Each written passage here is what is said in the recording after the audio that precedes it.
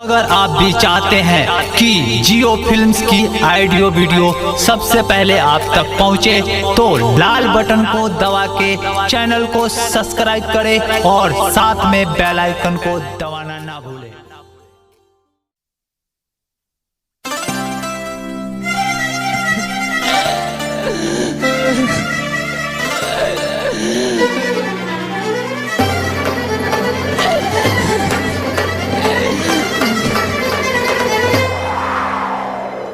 सुन रहे हैं सिंगर सिकंदर यादव को।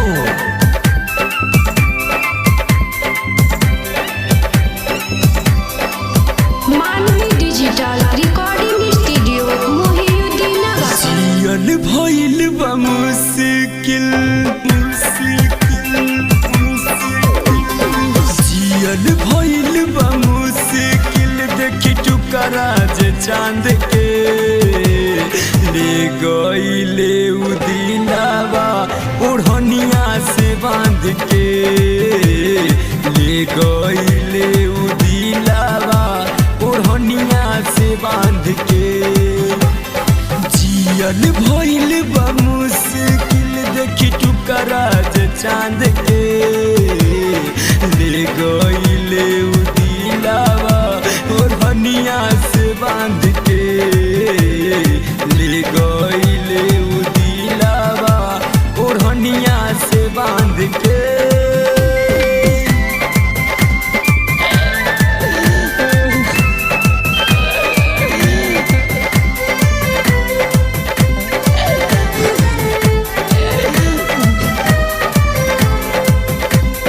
मुस्का के चली गईले दिलावा नहीं लगता, कैसे बताई रब्बा कैसे रतिया हमर कटता, रतिया हमर कटता, रतिया हमर कटता।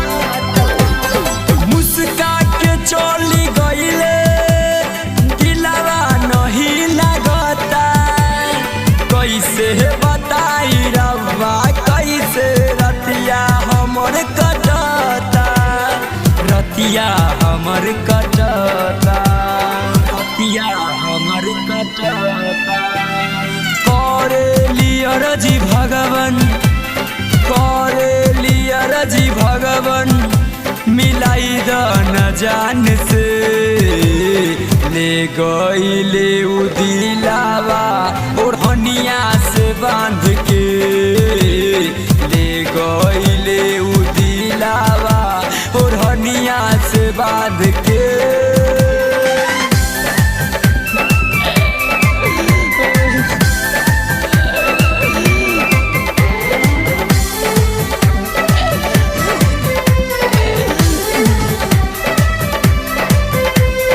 पागल हमके कैले दिखा के उहो खजाना, अपन नजर से हमारा के ऊ क गईले दीवाना, गईले दीवाना, गईले दीवाना।